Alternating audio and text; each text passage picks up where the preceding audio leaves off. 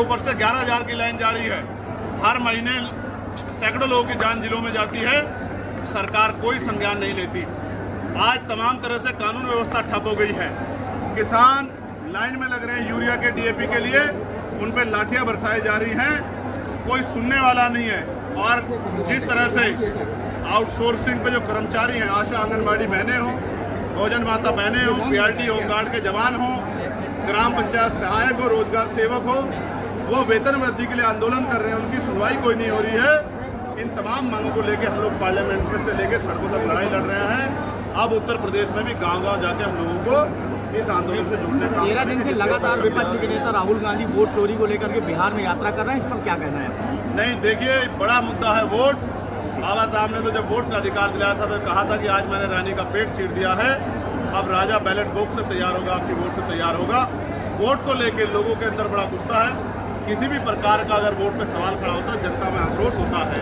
पहले ईवीएम को लेकर कितने सवाल खड़े हुए हैं और अब वोट की चोरी पर सवाल खड़े हो रहे हैं। जिस बात को आज उठा रहे हैं, हम तो पिछले 1.5 साल से उसी बात को लेकर गांव-गांव जा रहे हैं कि अपनी वोट की रक्षा करो।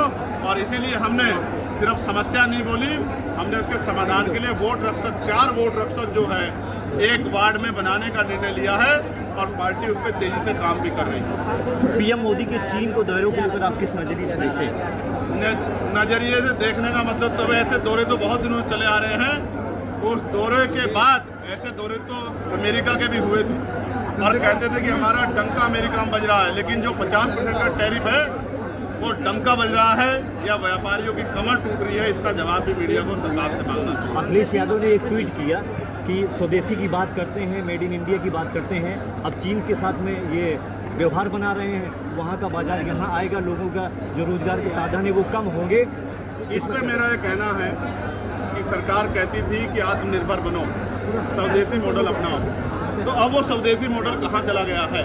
हमारे देश की जनसंख्या इतनी महत्वपूर्ण है, हम मैन्युफैक्चरिंग में सबसे ऊपर जा सकते हैं, मेहनती लोग हैं हमारे यहाँ के, लेकिन उनकी मेहनत को नजरअंदाज करके और जिस तरह से आप देखो अन्य प्रदेशों में पलायन करके मजदूर कहाँ जाके काम करता है। दुबई के 30 लाख से ज़्यादा मजदूर कहाँ के? भारत के। जो दुबई को बना सकते भारत को नहीं बना सकते। तो इसलिए मैं कह रहा हूँ कि स्वदेशी का नारा भी नारा था और अब जो व्यापार के नारों की बात हो रही है वो भी नारे हैं, ये खोखले, इनमें कोई शक नहीं। असल ये है, आज हम उत्तर प्रदेश में हैं। उत्तर प्रदेश का किसान, नौजवान, उन्नत शिक्षक भर्ती के बच्चे, पुलिस भर्ती के बच्चे, तमाम पीटीसी के बच्चे, बीएड के बच्चे सब परेशान हैं और चोरी डकैती लूटमार हो रही है, कानून व्यवस्था ठप होगी और सरकार के नेता पड़ के सो रहे हैं। अखिलेश जी ने ये भी कहा है